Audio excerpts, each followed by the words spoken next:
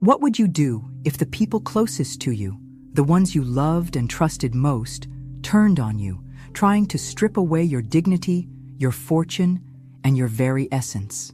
This is a story of betrayal, emotional warfare, and the unexpected strength of a woman pushed to her breaking point. Join me as I take you through a journey of pain, revenge, and ultimately, redemption.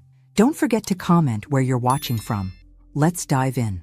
I've spent the last few years of my life watching everything slip through my fingers. I'm 72 now, and I'm no stranger to the weight of loneliness. When I look in the mirror, I don't see the vibrant woman I once was, full of dreams and hopes for the future. No, instead, I see a tired woman. A woman shaped by the harshness of betrayal, by the endless stream of mistakes, regrets, and sacrifices that seem to follow me like a shadow. I live alone now, in a large, isolated mansion that no longer brings me joy. My ex-husband, John, and I built this house together. We were married for nearly 30 years, but the love we once had faded long ago, replaced by tension, accusations, and silence. He left when Samantha, my daughter, was still in her teens. She was angry with me back then, angry that I tried to protect her from that boy, the one who was so wrong for her. I didn't know it at the time, but he wasn't just trouble. He was the one thing that would shatter my relationship with her forever. Samantha went to live with her father after we divorced. She didn't want to be under my roof, not with all my rules and restrictions. She thought I was controlling, always telling her what to do, always trying to guide her in the right direction. That was the last time she truly needed me, and after that, she pulled away. She turned to John, who, I suppose, gave her everything she wanted, and I was left here, alone. I never thought she'd come back, ever. After all these years, I figured she was doing just fine with her father, living her life, getting into trouble on her own, far from my reach. But, as life often does, it threw me a curveball when Samantha came knocking on my door at the age of 33, with no job, no prospects, and no place to stay. She wanted to move back in, and I foolishly allowed it. She was different now, but the same in many ways. The girl I raised, the one who used to need me, had grown into someone I hardly recognized. She was careless, irresponsible, and completely dependent on me. Her presence, once comforting, now grating, was a reminder of my failures as a mother. And so I did what any mother would do. I tried to help. I let her borrow my car, my prized possession, hoping it might give her a sense of independence, some semblance of responsibility. I never expected what came next. It happened on a Friday night, just a week after I let her take the car. Samantha came home late, the car scraped up and dented. She was fine, but the vehicle was damaged. "I'm sorry, Mom," she said, but her tone was flat, not a hint of regret in her voice. I asked her what happened, but she barely looked at me as she walked past, heading upstairs without offering much of an explanation. I tried to stay calm. I really did. But when I went outside to inspect the damage, I felt my blood boil. I had worked my whole life for that car. Everything I had, every penny I earned, went into ensuring that I had a life of comfort and luxury. And there she was, treating it like it was nothing. I called after her, my voice shaking with frustration. "What the hell happened to the car, Samantha?" She stopped, turned around, and for the first time in a long while, looked me dead in the eye. "It's just a car, Mom. It's not like I wrecked my life." My heart dropped. "A car? You can't even take care of the simplest things. And you still don't get it. You're not a kid anymore, Samantha. It's time to grow up." She rolled her eyes, crossing her arms. "You're too controlling, you know that? I'm not a little girl anymore. Maybe you're the one who needs to change. Maybe you're the one who's getting old, who's losing it. Maybe you're the one who needs help." And then she stormed off. It was in that moment, staring at the dented side of my car, that I realized just how much I had lost. Not just the car, but my daughter. She didn't respect me anymore. She didn't care about me. And for what? Because I tried to protect her? Because I loved her too much? It felt like all of my years of sacrifice, of trying to keep her from falling into the same traps I had been in vain. I don't know what came over me after that conversation. I had put up with too much. For years, I let her get away with everything. She had manipulated me, guilt-tripped me, made me feel like I was the problem. But that was it. I wasn't going to be her doormat anymore. Not for her, not for anyone. That night, as I lay in bed, staring at the ceiling, the weight of it all crushed me. I wasn't just angry. I was humiliated, heartbroken, and absolutely done. I had spent my whole life trying to make everyone around me happy, trying to fix everything that went wrong. But at what cost? Where was the respect for me? Where was the love? The next morning, I woke up with a new sense of clarity.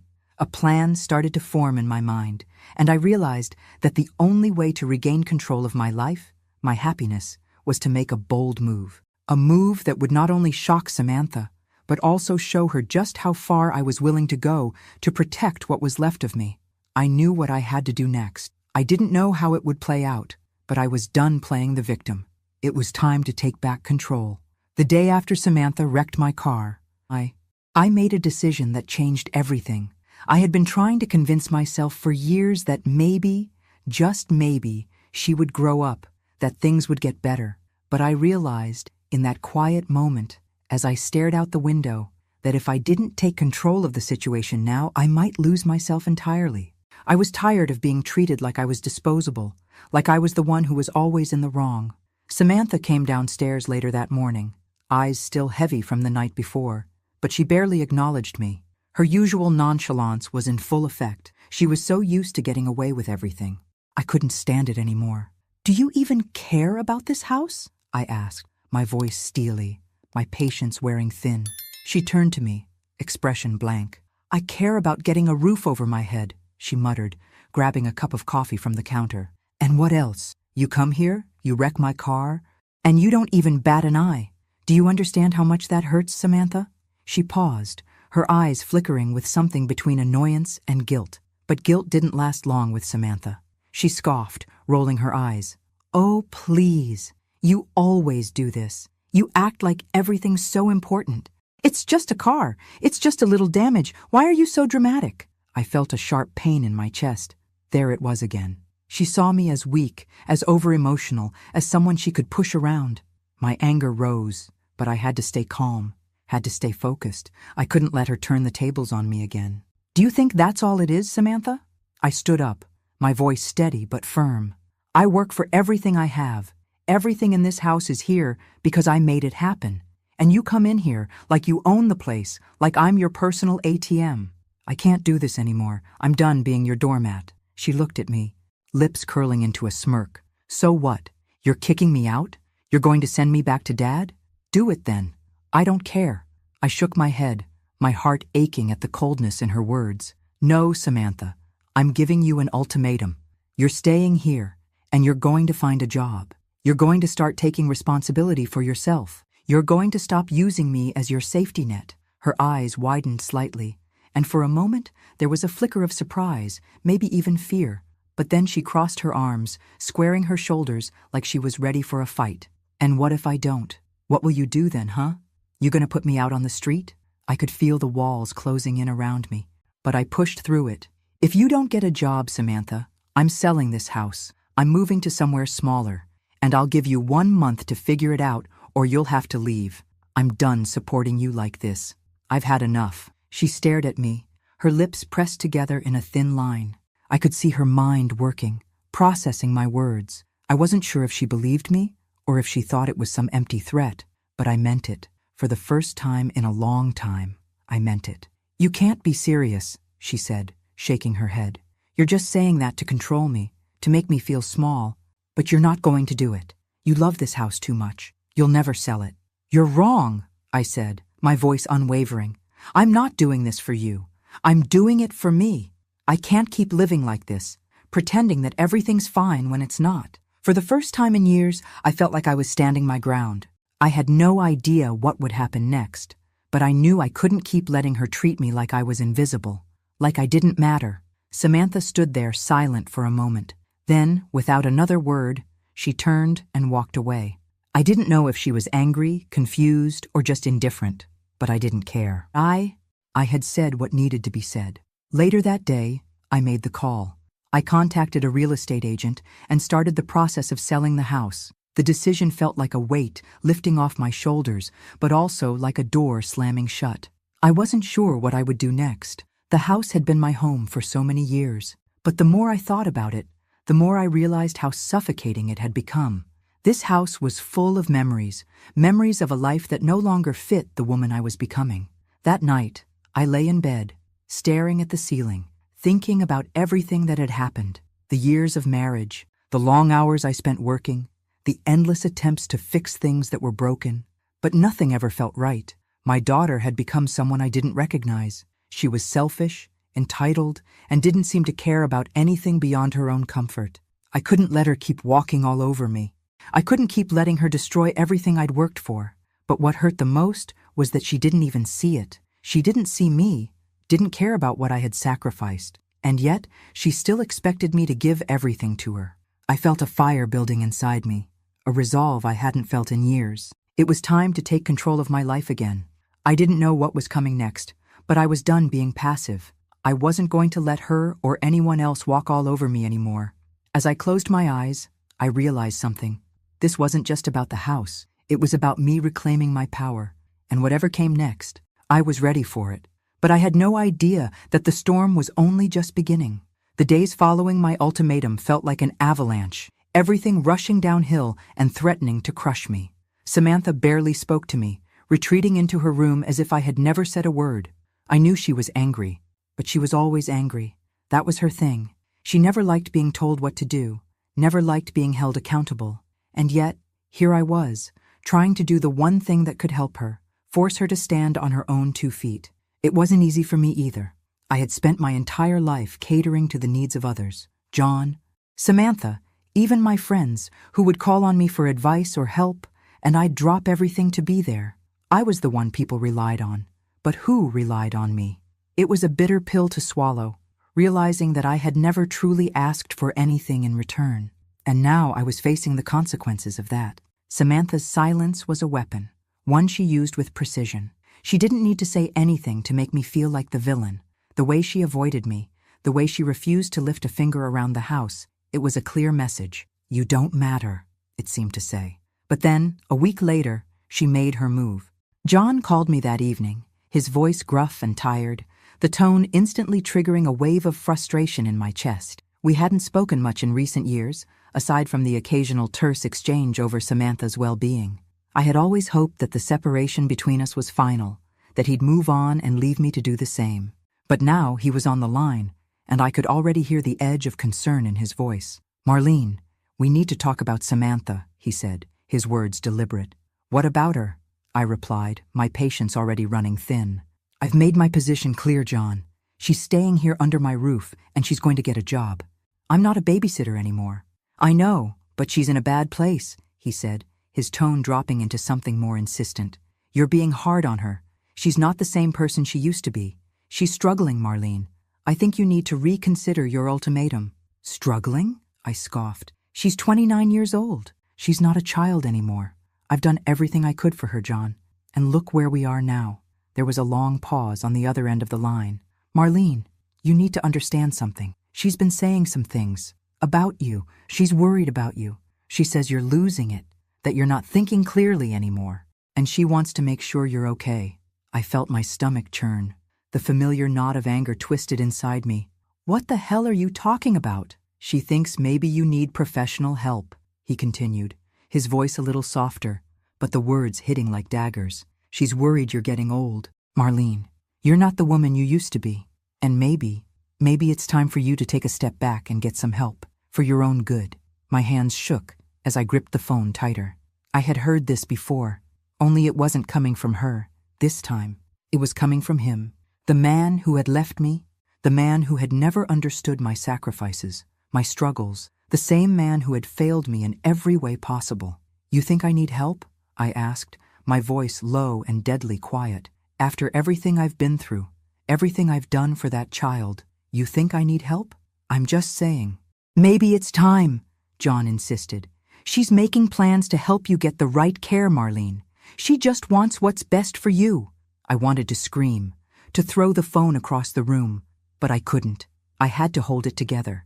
I had to show him that I wasn't the frail, confused woman he thought I was, that I was still the woman who had built everything with my own hands. I'm fine, John. I don't need anyone's help, not yours, not Samantha's. I'm perfectly capable of making my own decisions. But as I hung up the phone, my mind raced. They were plotting against me. Together. John and Samantha, working in tandem to strip me of my dignity, my freedom. They wanted to take control of my life. They thought I was old, weak, and foolish. They were wrong. And I knew that if I didn't act quickly, they would succeed. They'd force me into some facility, some place where I could be looked after, and my wealth would be theirs to manage. All of it. My hard-earned money, my future, my autonomy, gone. I couldn't let that happen. Not after everything I had endured. Not after everything I had fought for. The next day, Samantha confronted me. She stood in the kitchen, her arms folded, her expression that of someone who knew they had won. I could see the arrogance in her eyes, the belief that she was in control. She had probably imagined that I would back down, that I would apologize for my hardness, that I would go back to being the mother she could manipulate. But I wasn't the same woman anymore. I had changed, and she was about to learn that. I don't want to fight anymore. Mom, Samantha said, her voice soft and disarming. I just want you to see that I'm trying. I'm really trying. I want us to be okay. We've been through so much. I'm worried about you. I know what you're doing, I said, my voice steady. You're not trying to help me, Samantha. You're trying to control me, just like he is. Her face faltered for just a second, but she quickly regained composure. That's not true. I love you, Mom, but you're not yourself anymore. I'm just looking out for you. I laughed bitterly. Looking out for me? Or looking out for yourself? The silence stretched between us, thick and suffocating. For the first time in years, I saw the crack in her armor. She didn't know how to respond. She had thought I'd cave in, that I'd apologize for being too controlling, but I wasn't backing down. Not this time. I was done being her victim. Done being their pawn. The next few days passed in a haze. I kept my distance from Samantha. I knew what she was planning. She had already set her sights on what she wanted. My money, my house, my life. But what she didn't know was that I had already begun to take steps of my own. I started looking into my finances, everything I had worked for, and making plans. I wasn't going to let her or John take anything from me. But even as I did, I felt a sense of dread creeping up on me. What if it was already too late? What if they had already set everything in motion? The battle had just begun, and I had no idea where it would take me. But one thing was clear. They were about to learn just how far I was willing to go to protect everything I had. The days dragged on, and every moment felt heavier than the last. I couldn't escape the overwhelming feeling that I was being suffocated by Samantha, by John, by their manipulations. It was as if the walls were closing in on me, and the only way out was to fight my way through it. Samantha, despite her earlier attempts at feigning concern, kept her distance. It was almost as if she were waiting for me to crack, to beg her for forgiveness, to let her back into my life as if everything were normal. But nothing was normal. Not anymore. She had crossed a line, and now she was no longer my daughter. She was a stranger, someone who wanted to control my life, just as John had for all those years, and I wasn't going to let her. That night I sat in the quiet of the living room, the silence of the house pressing down on me. I thought about everything that had happened, the decisions I had made, the pain I had endured, and the realization that I could no longer remain passive. I had to take control back. I had made up my mind. I wasn't going to let her use me any longer.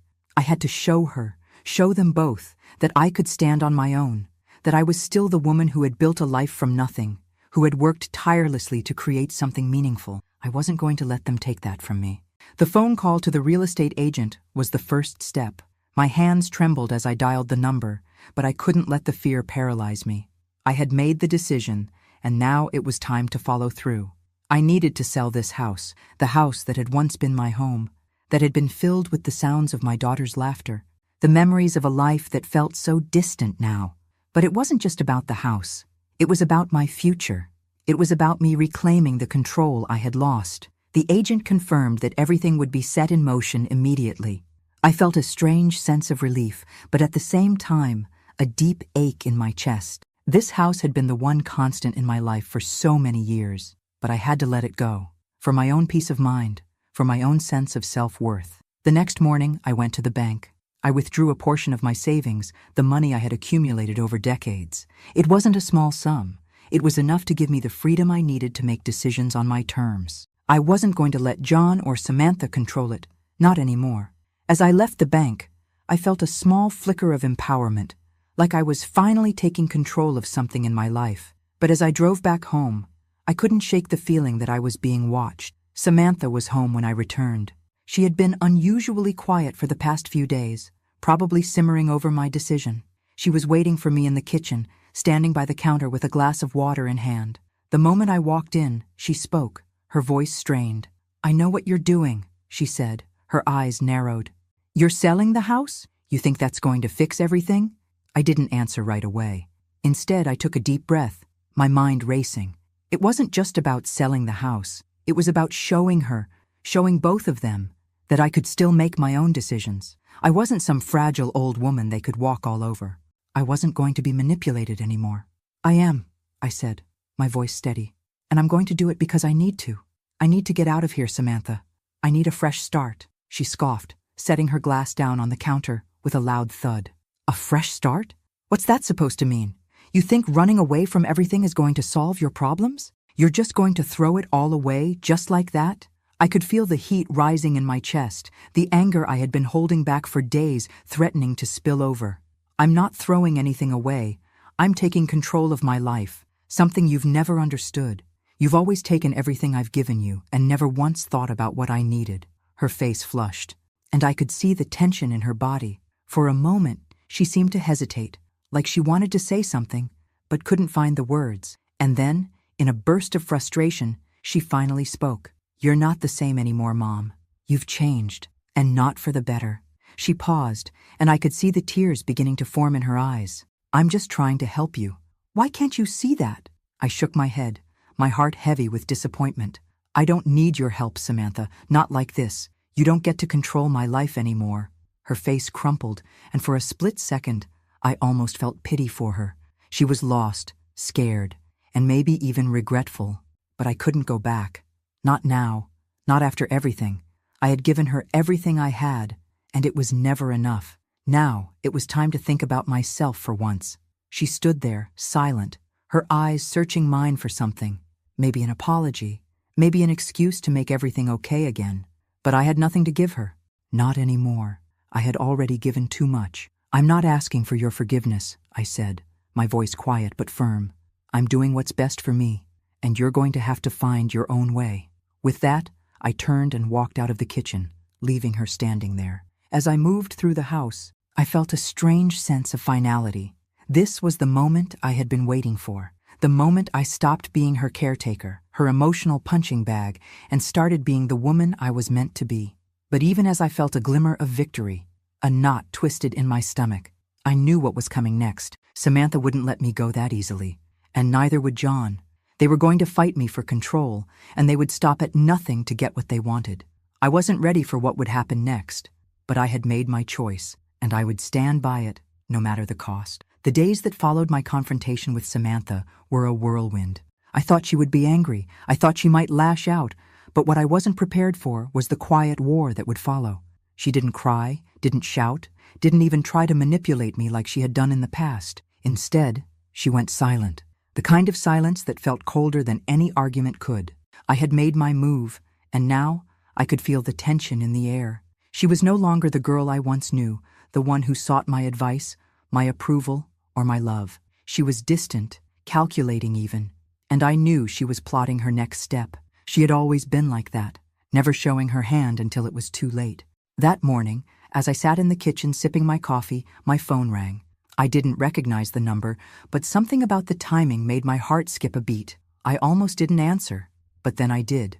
It was John, my ex-husband.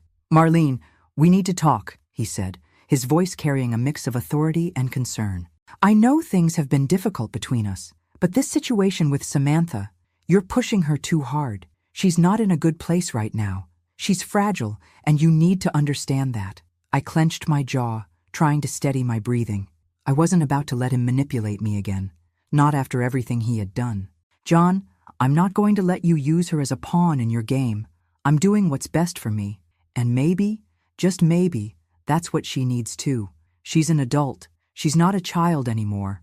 There was a long silence on the other end. "You're not thinking clearly. Maybe you're not as capable as you think." I think it's time you consider getting some help, Marlene. I'm serious. I felt the blood rush to my head.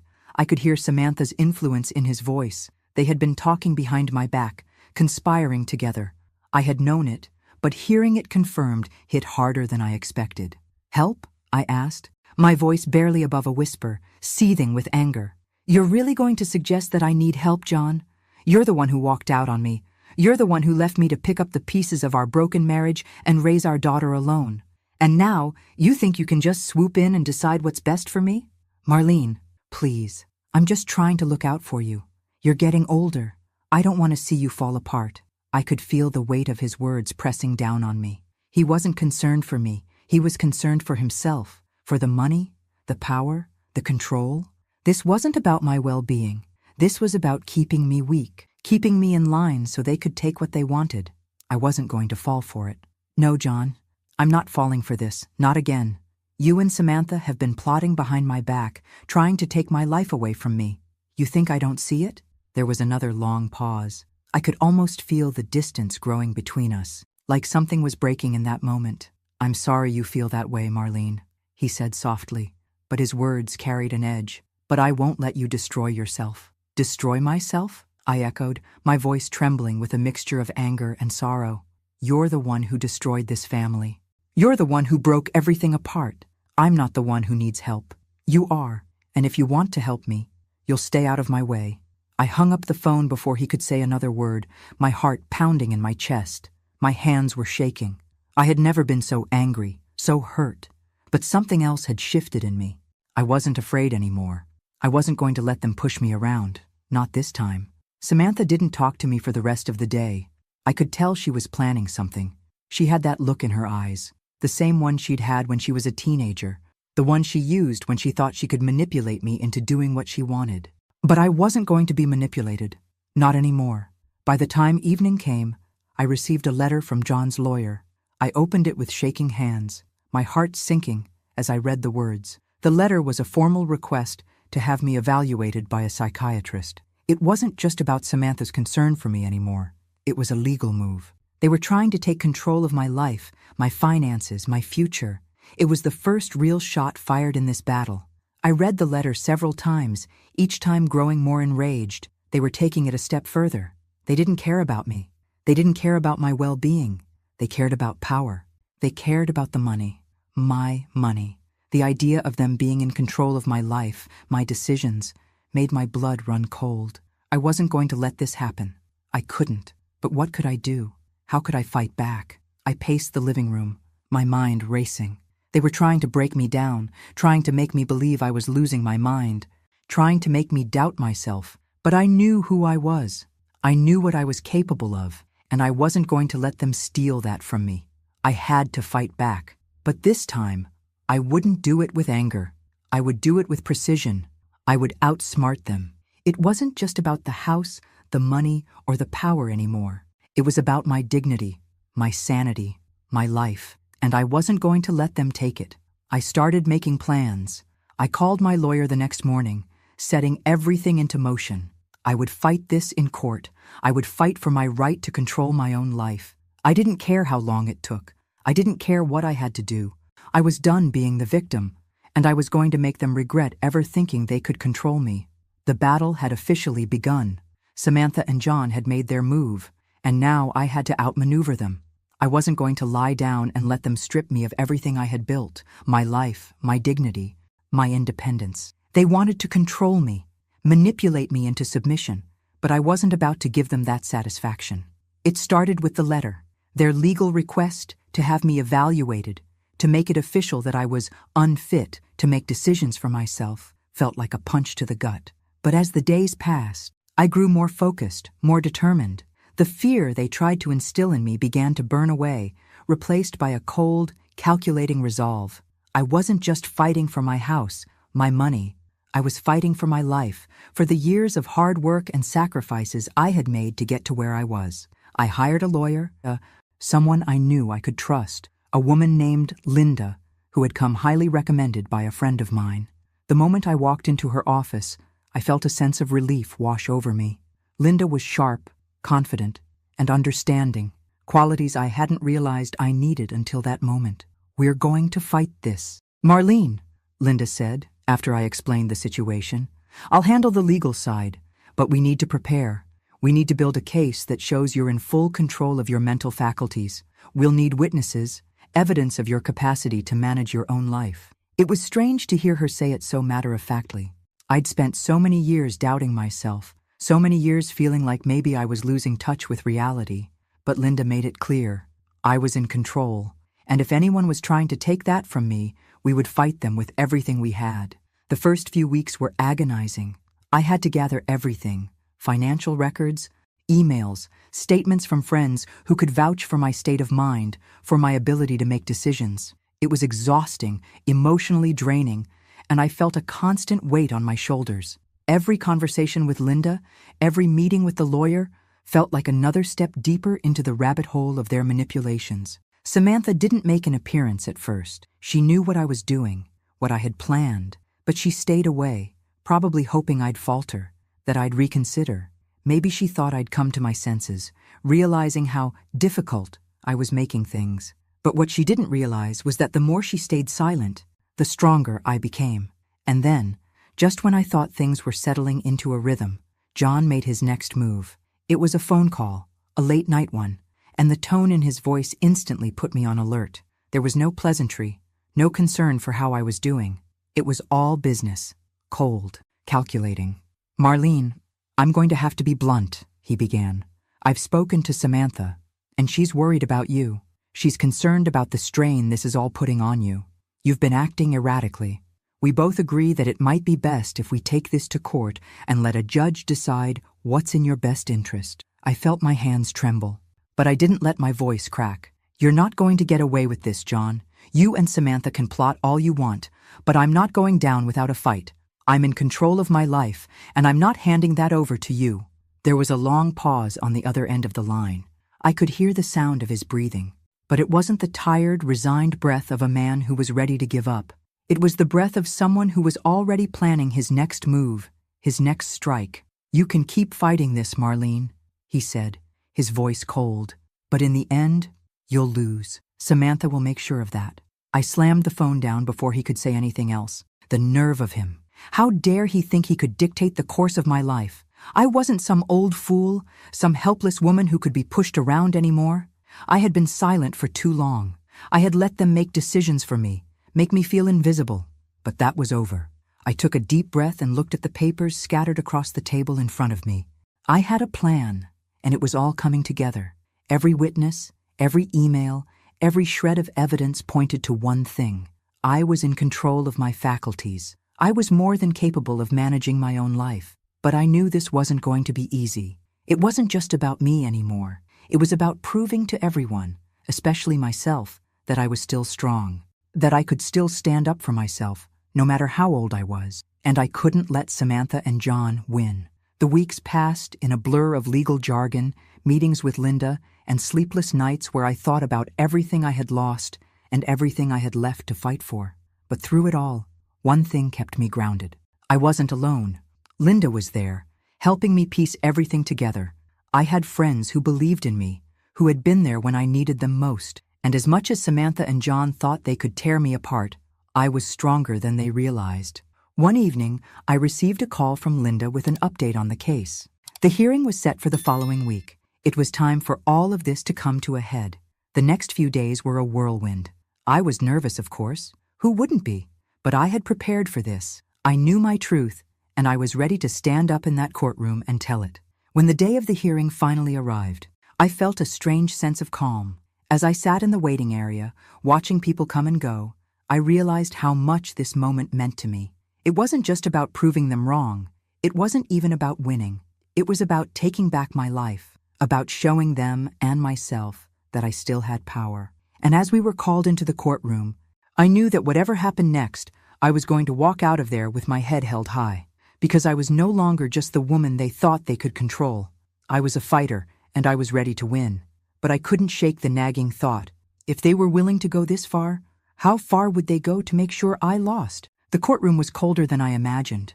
The walls felt like they were closing in on me as I sat there, waiting for the proceedings to begin. I had prepared myself mentally, reminding myself over and over that I wasn't just fighting for my finances, my house, or my independence. I was fighting for my dignity. I was fighting to prove that I was not the fragile, easily manipulated woman my ex-husband and daughter thought I was. I sat next to Linda, my lawyer, trying to steady my breathing. She was calm, focused, as always, scribbling notes on her legal pad. I envied that about her, her ability to keep her composure in moments like these. The truth was, I was terrified. Terrified not of losing the case, but of losing myself, of losing the sense of control that had, until recently, been the only thing I felt I had left. As the door to the courtroom opened, I felt a chill run through me. John walked in first, followed by Samantha. She looked more put together than I had ever seen her, her hair styled, her face meticulously made up. I noticed, too, how she kept glancing at me with an air of superiority, as if she had already won. She didn't even need to speak. Her presence alone, the confident way she carried herself, was enough. She was the one who had been fed the story, that I was losing my mind, that I couldn't be trusted. And there, sitting in the courtroom, I realized just how far they had gone in their manipulation. They had painted me as the villain, the crazy woman, the one who needed to be taken care of, all to gain control of everything I had worked for. "Your Honor," Linda began. Linda, standing and addressing the judge as she rose from her seat. "We are here today to prove that Marlene Roberts is more than capable of managing her own affairs, and that the accusations against her, made by her daughter and ex-husband, are baseless and unfounded." I felt my chest tighten at the sound of Linda's voice. She was the calm in the storm, but it was my storm, and everything inside me was telling me this would be harder than I thought. I glanced over at Samantha, who avoided my gaze, sitting there with an expression I couldn't quite read. John, on the other hand, sat with his usual arrogance. He was certain of the outcome. They both were. The judge was an older man, his glasses perched low on his nose as he scanned the papers in front of him. He had the air of someone who had seen it all, someone who had heard the same stories, the same accusations 100 times. I could see the skepticism in his eyes as he glanced at me, but I didn't let it shake me. I couldn't. "We'll begin with the petitioner," the judge said, nodding toward John's lawyer, who stood and began to speak. John's lawyer painted a picture of me that felt like a punch in the gut. He spoke of a woman who was no longer fit to make decisions for herself, someone who had become erratic and unpredictable, who couldn't manage her finances or care for herself. He presented examples of things that, in his view, showed my inability to function, how I had made poor decisions in the past, how I had neglected to manage my wealth properly, and how I had become withdrawn, unfit for the responsibilities I once handled with ease. It was all a carefully crafted story, designed to make me seem like someone who was losing her grip on reality. The words stung, even though I knew they were lies.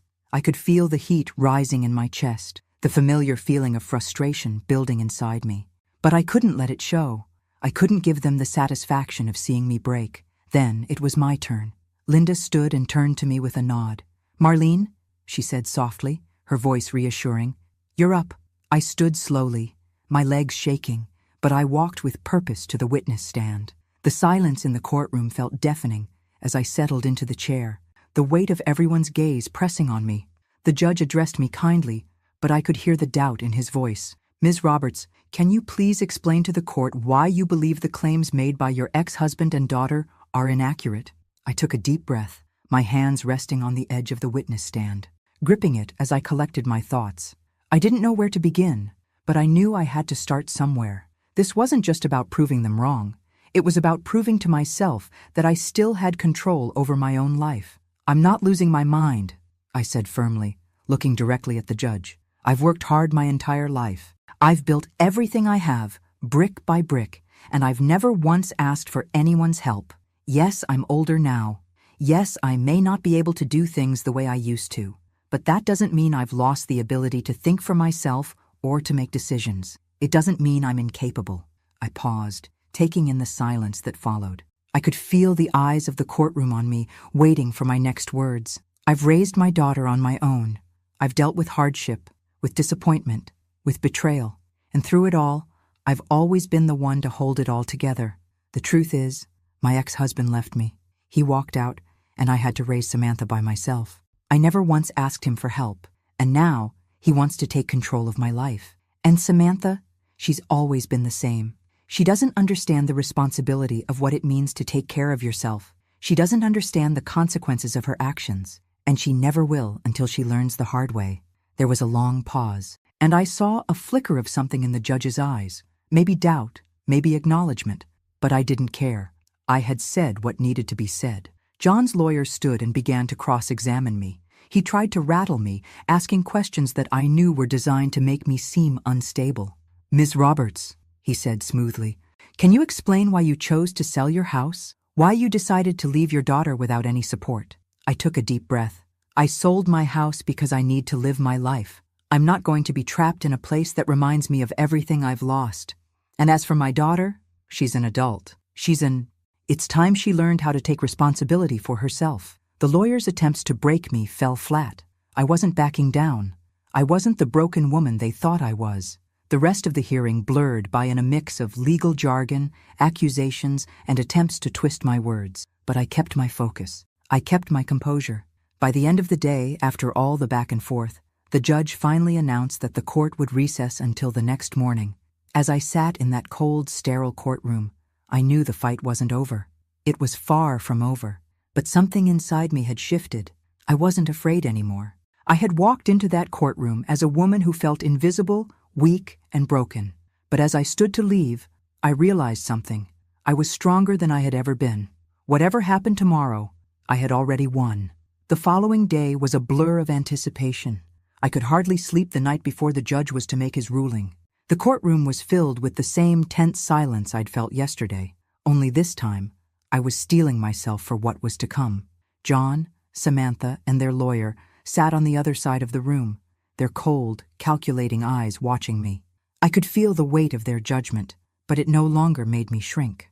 I had spent so many years allowing them to control the narrative, to control how I saw myself. But now, standing here in front of them, I had learned something crucial. I was done being passive. I was done being the victim in this story. And as much as they wanted to tear me down, I was ready to face whatever came next. The judge entered, his heavy footsteps echoing in the silence. He didn't waste time. He sat down, adjusted his glasses, and looked at the lawyers before turning his gaze toward me. "Marlene Roberts," he said, his voice steady but soft. "After hearing the evidence presented by both sides, I'm going to make my ruling. You've had a long, difficult path, but the court must decide whether you're capable of managing your own affairs or if someone needs to take over that responsibility." I felt my heart beat in my throat. This was it. This was the moment that would decide everything. John's lawyer was the first to speak, standing up with his usual air of authority. "Your Honor, the evidence is clear. Ms. Roberts has shown erratic behavior, has made decisions that are clearly beyond her capacity, and continues to put her own well-being at risk. The situation with her daughter is one example, and the sudden decision to sell her home, without any rational explanation, speaks volumes about her instability." I wanted to scream, to argue that they were twisting the truth, but I stayed quiet, my hands gripping the edge of the table as I watched the proceedings unfold. Samantha didn't say a word. She sat there, watching the lawyer speak with a smug look on her face, like she knew the outcome already. I could feel her eyes boring into me. She hadn't said much during the entire case. I was sure she thought she was above it all, that I was already defeated. But I wasn't. The judge listened patiently, then nodded. "I understand the arguments made by both parties, but, Ms. Roberts, I've also heard your side, your testimony about your ability to live independently, to manage your own affairs. The court has a responsibility to protect those who cannot care for themselves, but it also has a duty to respect personal autonomy." My mind raced, my hands sweaty, but I didn't let my nerves show. I had worked so hard to prove to everyone, especially myself, that I could still make decisions for my life. I was in control. I wasn't the woman they thought I was. The judge paused before continuing, his voice growing more measured. "After considering all the evidence, and given your age and your history of managing your financial and personal affairs, I find that there is insufficient proof to declare you unfit to make your own decisions. You will maintain control over your finances, your health, and your life." I felt a rush of relief flood through me, like a dam breaking open. My hands trembled, but I stood up straighter. I had won. The ruling wasn't just a victory in court, it was a victory over everything I had ever been made to believe about myself. It was a triumph over John, over Samantha, over every voice that told me I wasn't good enough, strong enough, or capable enough. John's face fell, and I couldn't help but feel a pang of satisfaction at seeing the arrogance drain from his expression. For once, it wasn't him who held the power, it was me. Samantha, too, looked stunned, but it was the briefest flicker of surprise. She quickly masked it with her usual indifference. I could see the wheels turning in her head. She had probably expected me to cave, to be the passive, weak woman she had always assumed I was. But she was wrong. "We are done here," the judge declared, standing up and signaling the end of the hearing.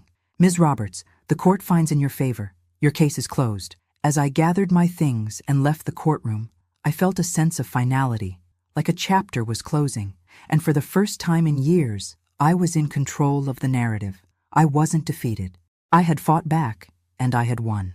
But as I walked out of the courthouse, I knew this victory wouldn't come without consequences. I had made it clear to John and Samantha that I wasn't someone to be controlled. That alone would be enough to stir resentment, and I couldn't be sure what lengths they would go to next. As I got into my car and drove home, I felt a strange calm wash over me. The weight of their expectations, the suffocating grip they had on my life, had finally been broken. But it wasn't just about the court ruling. It was about me, finally taking back control, finally refusing to be manipulated by the people I had once trusted the most. I knew the next few months would be difficult. There would be anger, frustration, and attempts to regain control. But I wasn't afraid. I had already won the most important battle, the one where I reclaimed my own strength. And as the sun began to set, casting a warm glow across the horizon, I couldn't help but feel a sense of freedom that I hadn't felt in years. I was no longer a woman trapped by her past, by her mistakes, by the demands of others. I was free to live my life on my terms, and nothing would take that away from me again. The days following the court ruling were a strange mix of relief and unease. I had won. I had stood my ground, fought for my autonomy, and proven to the court and to myself that I was still capable, still strong, still in control. But with that victory came an undeniable tension, a new layer of uncertainty. Samantha and John weren't the types to just walk away. They didn't give up easily. They had always expected me to be the one who bent, the one who compromised, but that wasn't happening anymore. Samantha barely spoke to me after the hearing. She seemed distant, withdrawn, as though she was biding her time, plotting her next move. I could feel the storm brewing, but I wasn't sure when it would hit. It was a strange thing, living in the same house as someone who was, at one point, your child, yet now felt more like a stranger who had grown cold and distant. Her silence was as loud as any argument, and it gnawed at me in ways I couldn't explain. One evening, as I sat on the back porch with a cup of tea, trying to clear my mind, Samantha came outside. Her footsteps were heavy, deliberate, but she didn't sit down beside me. Instead, she stood by the railing, staring out into the darkening sky. The tension between us was thick, palpable. It felt like there was something unsaid hanging in the air, something I wasn't sure I was ready to hear. "You know," she said quietly, her back to me, "I never thought you'd actually do it. I never thought you'd fight back like this." I didn't answer right away. Part of me wanted to keep my distance, to ignore the conversation altogether. But this was the moment, wasn't it? The moment when everything could either fall apart or begin to heal. So I took a deep breath and turned toward her. "I had no choice," I said softly. "You and your father made it clear that you thought I was incapable. You thought I couldn't make decisions for myself. And I had to prove to you both that I wasn't losing my mind. I'm still me, Samantha. I'm still capable." She didn't respond for a long moment, and for a brief second, I thought she might walk away again, retreat into the silence she had perfected. But instead, she turned toward me. There was something different in her eyes, something that looked almost vulnerable. "I didn't mean for it to get this far," she said, her voice barely above a whisper. I was scared. I was scared that you were slipping away from me, that I was losing you too. I didn't know what else to do." Her words hit me harder than I expected. They weren't an apology. They weren't even an explanation. But they were raw, honest in a way I hadn't heard from her in years. And for the first time in a long while, I realized just how much she had been hurting, how much she had been struggling with the idea that I was aging, that I wasn't the same mother she remembered. I was scared, too, I said, my voice thick with emotion. I was scared that you'd never learn how to take responsibility for your own life, that you'd keep using me, keep thinking you could manipulate me into doing whatever you wanted. But now, I see you. I see your fear, and I see that you're lost. But you have to find your own way. I can't do it for you anymore. For a moment, there was nothing but silence between us, the weight of unspoken truths hanging in the air. And then, to my surprise, she stepped closer to me. Her posture softened, her shoulders no longer tense. She stood there for a long time, just looking at me. "I don't know if I'm ready for all of this, Mom," she said, her voice shaky. "But maybe I need to start trying." I didn't know what to say. Part of me wanted to reach out, to hold her, to tell her that everything would be okay. But another part of me knew better. I couldn't protect her anymore. She had to learn to navigate life on her own, just as I had done. "I know," I said simply, my voice steady, yet heavy with the realization that everything had changed between us. "But you're going to have to figure it out, on your own." She nodded slowly, a quiet tear slipping down her cheek, though she quickly wiped it away. For the first time in years, I saw my daughter as someone who might one day understand me again. I didn't know when that would happen, or if it ever would. But in that moment, I felt a flicker of hope. Hope that maybe, just maybe, we could rebuild what had been broken. The next few weeks were quiet. Samantha stayed in her room more, only coming out when necessary. She wasn't the same person she had been before the court hearing. There was a new wariness in her, a distance that wasn't there before. But it wasn't hostility. It was something else, a kind of quiet acceptance that things had changed, that she couldn't just expect me to be the same woman she had manipulated in the past. She had to find her way forward, just like I had done all these years. But it wasn't just Samantha I had to worry about. John, of course, wasn't going to let this go quietly. The lawyer he had hired had sent a few more letters, each one more threatening than the last. He wanted to try to reopen the case, to challenge the ruling. But I wasn't worried anymore. Linda had made it clear that there was no basis for an appeal. The case was closed. I had won. Still, the anxiety lingered in the back of my mind. I couldn't shake the feeling that this wasn't over, not by a long shot. They would keep coming after me, trying to break me, trying to tear me down. But I was ready for it. I had faced their lies, their manipulations, and I had fought back. I had proven to them and to myself that I was stronger than they had ever given me credit for. I wasn't going to let them take away my life, and I wasn't going to let them take away my peace. For the first time in years, I could see a future ahead of me, a future where I was in control, and no one, not John, not Samantha, was going to take that from me again. As I sat on the porch, watching the sunset with a quiet sense of resolve, I realized something. The victory wasn't just in the court ruling. The victory was in the woman I had become, the woman who had finally found her voice, the woman who was no longer afraid to stand up for herself. And for the first time in a long time, I was okay with that. Days turned into weeks, and though the immediate legal battle was behind me, the storm was far from over. Samantha and John hadn't given up entirely, even if their efforts had waned for the time being. I knew them too well. They would find a way to regain control. It was only a matter of time, but for now there was peace. A tentative peace, but peace nonetheless. Samantha, to my surprise, began to make small efforts to take responsibility for herself. She found a part-time job at a local bookstore. It wasn't much, but it was a start. I didn't comment on it, didn't congratulate her. She had to know deep down that this was the beginning of something much bigger than her. She had to learn to stand on her own, just as I had learned to stand on my own after John had left. One evening, as I sat at the kitchen table, going through some old letters I had put off reading for years, I heard her footsteps approach. She stood in the doorway, her eyes hesitant, but no longer filled with the usual arrogance. "I got a shift this weekend," she said quietly, her hands nervously twisting the hem of her sweater. "It's not much, but it's a start, right?" I looked up from the letter in front of me, meeting her gaze. Her face, which had once been so closed off and defensive, was softer now, vulnerable in a way I hadn't seen before. "It's a start," I said simply, not wanting to overstep or push her too hard. This wasn't something I could fix for her, no matter how much I wanted to. She nodded, then hesitated before taking a step closer. "Mom, I just want you to know that I didn't mean for things to get this bad. I didn't know how to handle it, and I thought I was helping, but I wasn't." Her words hit me like a wave, surprising me in their honesty. For so long, I had been the one apologizing, the one bending over backwards to make things right, to smooth over the cracks in our relationship. But hearing her admit she had been wrong, that she was willing to acknowledge the harm she had caused, was a moment I hadn't expected. "I know, Samantha," I said, my voice low but steady. "I know, and it's okay. But you have to start taking responsibility for yourself now. That's all I've ever wanted for you." She nodded again, swallowing hard. "I'm trying, Mom. I really am.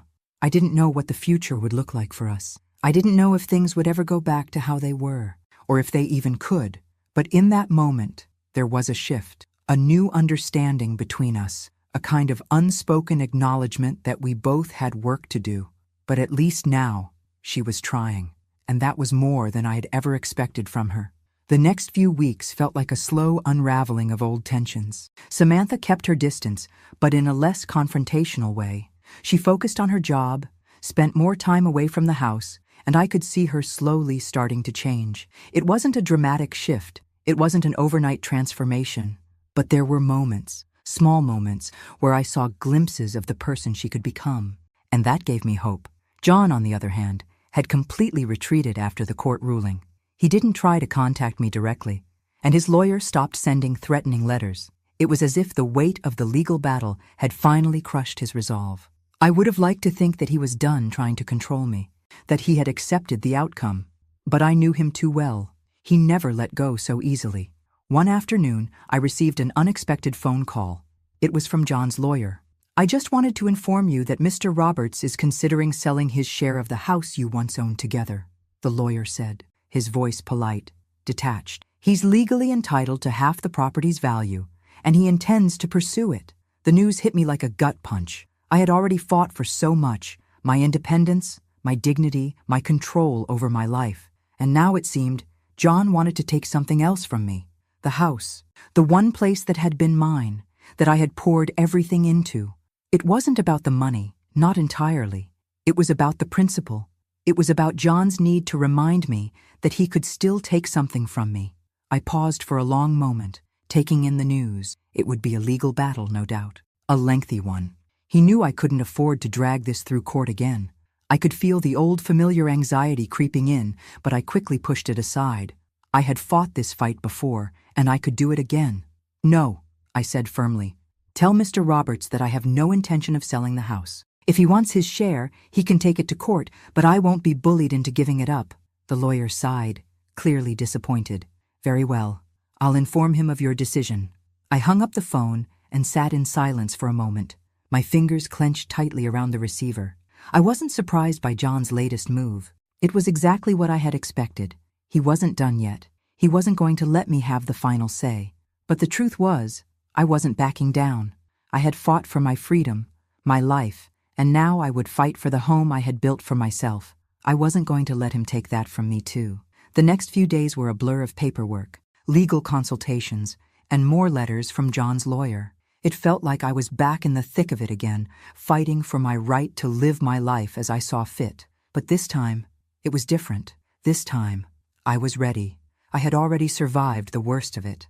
I had already taken back control of my life. The house, though it held memories of a painful past, was mine now, and I would defend it with everything I had. But even as I prepared for the next round of this battle, I couldn't help but feel a quiet sense of pride.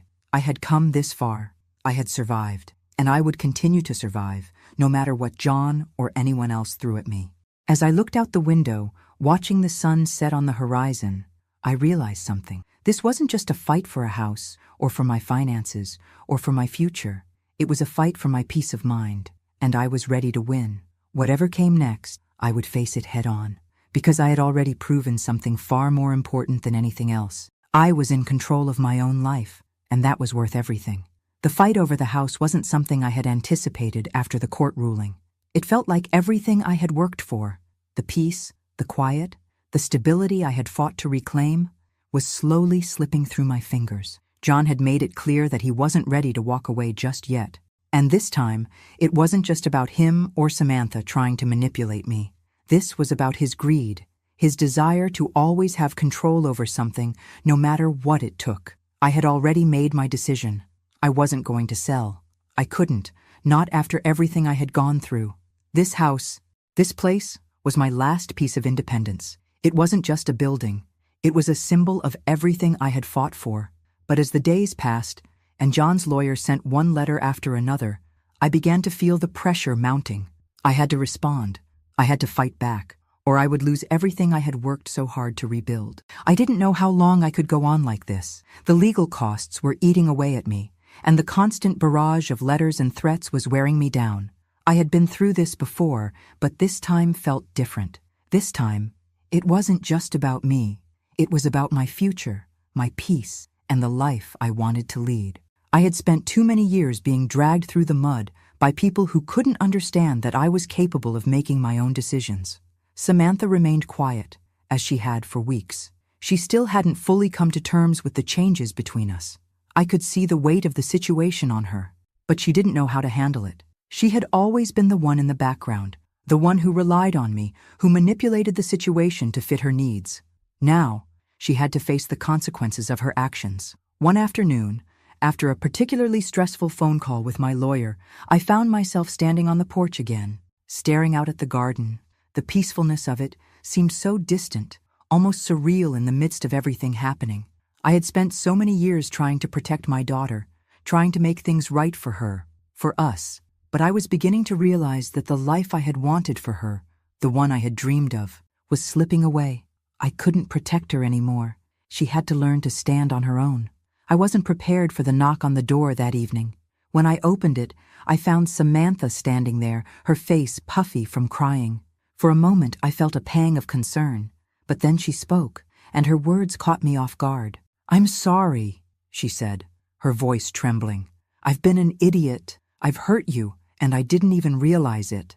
I didn't know what to say. I had spent so many years trying to reach her, trying to make her see the consequences of her choices, but it had never gotten through. And now, here she was, finally admitting she was wrong. "I've been selfish," she continued, her eyes wet with unshed tears. "I've been so caught up in my own issues, in my own fear of losing you, that I didn't even stop to think about what you've been through. I didn't see that you were just trying to protect me, trying to do what was best for me. And I'm sorry for all the times I made you feel like you didn't matter. You do matter. You matter more than anything." I didn't know how to respond. I had been waiting for this moment, but now that it was here, I wasn't sure if I could let go of the anger, the hurt, the years of frustration. But there was something in her eyes, something in the way she spoke, that made me believe she was finally starting to understand. "I don't expect you to forgive me," she added, wiping her eyes, "but I want to try. I want to fix things. I want to be the daughter you deserve." There was a silence between us, the weight of everything we had been through hanging in the air. But for the first time in years, I felt like there was a possibility of healing. Maybe it wouldn't be easy, maybe it wouldn't happen overnight, but this was the start of something new. "I don't know if I can just forget everything, Samantha," I said softly, my voice thick with emotion. "But I'm willing to try. We'll take it one step at a time." She nodded, and for the first time in a long time, I saw a glimmer of the person I had always hoped she would be. Not perfect, not without faults, but someone who could learn, who could grow. The next few weeks were quieter. Samantha began working harder at her job, showing up on time, taking more responsibility. It wasn't easy for her. She stumbled, she made mistakes, but each time she got up, tried again, and took another step forward. I saw the change, even if it was slow. It wasn't perfect, but it was progress. Meanwhile, John continued his attempts to force me into selling the house. Each letter from his lawyer felt like another blow, another attempt to break my resolve, but I didn't let it shake me. I wasn't going to give up. Not this time. I knew that I couldn't change the past. I couldn't undo the years of mistakes and regrets that had led us here. But I also knew that I had control over my future. And if that meant standing firm against John, against Samantha, against anyone who tried to take my peace away, then I would do it. One day, as I sat at the kitchen table with a cup of tea, I picked up the latest letter from John's lawyer. I had already prepared myself for this moment. I wasn't going to back down. I folded the letter, set it aside, and turned my attention to the window, watching the sunlight filter through the trees in the garden. For the first time in a long time, I felt a sense of calm settle over me. I had fought for everything I had. I had fought for my life, my dignity, and my freedom. And I wasn't about to let anyone take that from me. Not now, not ever. As the days went by, I felt the weight of the past slowly lifting. I had my daughter back, in a way. I had my life back, and I was no longer afraid of the future. Whatever came next, I was ready for it. Because this time, I wasn't just surviving. I was living, and nothing, no one, could take that away from me. The sun was beginning to set as I sat in the living room, my gaze lingering on the familiar walls of the house. It had been months since the court battle, months since everything had changed, and yet it felt like time had stopped. The house was quiet, more peaceful than it had ever been. The constant tension that once hung in the air had dissipated, replaced by an almost gentle silence, a silence that I had fought so hard to create, a silence that was mine to hold. Samantha had come a long way in such a short time. Her transformation wasn't drastic. It wasn't dramatic, but it was real. She was working now, saving up for her own place, and for the first time in a long time, I could see a future for her. She was growing, learning to be independent in a way I had once hoped for. It wasn't easy, but it was progress. She wasn't the same girl I had spent years trying to protect, and maybe that was okay. She had to find her own way, just as I had done. I couldn't carry her anymore. The peace we had now wasn't perfect. There were still awkward silences, lingering resentment in the air every now and then.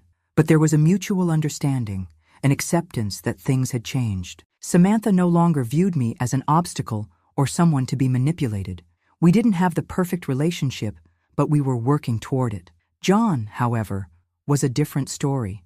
Though he had stepped back from his legal pursuits for the time being, I knew better than to believe he was truly done. He hadn't given up on trying to get me to sell the house, to sell my life, but I had already proven to him, and to myself, that I was no longer the same woman I had been when he left. He had no control over me anymore. I had fought for my right to live independently, and I wasn't going to let him take that from me. Not now, not ever. I stood from the couch and walked over to the window, staring out at the garden. It was a small, quiet place, but it was mine. And for the first time in a long time, I felt a sense of gratitude for it. The flowers I had planted with my own hands, the trees that had grown taller with each passing year, it was all mine, a testament to the life I had built, a life that I had fought for, against all odds. A knock at the door pulled me from my thoughts. I turned, hesitant at first, but then I recognized the familiar face standing in the doorway. It was Samantha. She was holding a small box in her hands, looking a little nervous. "Mom, can I come in?" she asked, her voice softer than usual. I nodded, stepping aside to let her in. She hesitated for a moment before entering, her eyes glancing around the room. There was a brief silence before she spoke again, the box still clutched in her hands. I found something," she said, her voice tinged with uncertainty. "It's from when I was little. I thought you might want to see it." I looked at her curiously as she placed the box gently on the coffee table. The moment she opened it, a wave of memories flooded my mind. Inside, there were old photographs, pictures of Samantha and me from when she was a child, from a time before the pain, before the distance between us grew. There was one of us at the beach, her smile wide as she held up a seashell she had found. Another of her sitting on my lap, both of us laughing. They were moments I had long forgotten, moments before everything became so complicated. I swallowed hard, feeling a lump in my throat. For a second, I couldn't find the words. Seeing these pictures, these glimpses of the mother and daughter we once were, stirred something deep within me. I had been so focused on the hurt, the betrayal, that I had forgotten the good, the love we had shared. "I remember this," I said quietly, picking up the photo of us at the beach. "You were so happy. We were so happy." Samantha nodded, her eyes softening. "I know. I remember it too, Mom. I miss that. I miss us." The words hung in the air between us, heavy with the weight of everything we had been through, but also filled with the potential of what we could still become. I could see the sincerity in her eyes. She was trying, really trying. And for the first time in so long, I felt a sense of hope that we could rebuild, even if it meant starting from scratch. I miss that too, I replied, my voice barely above a whisper. But we can still have something. We can still find a way back. She sat down beside me on the couch, and for the first time in a long time, we were just mother and daughter again. We didn't have all the answers. We didn't have the perfect relationship, but we had each other, and that was enough for me. The silence between us wasn't uncomfortable this time. It was peaceful. As we sat together, looking at the old photographs, I realized that I had something I hadn't had in years: peace. I had fought for it, and I had won. The future was still uncertain. There would be challenges ahead, and the road wouldn't always be easy. But I had proven to myself, to John, and to Samantha, that I was strong, that I was capable, that I was the one in control of my life, and whatever came next, I would face it on my own terms. With my daughter by my side, we were no longer just mother and daughter. We were two women who had learned to stand on our own, who had been through hell and come out stronger. Together, we would build a new future, one step at a time. And as the sun set on another day, I knew that the worst was behind me. The battle was over, and now, finally, I could rest, because I had won. Thanks for listening. Don't forget to subscribe and feel free to share your story in the comments. Your voice matters.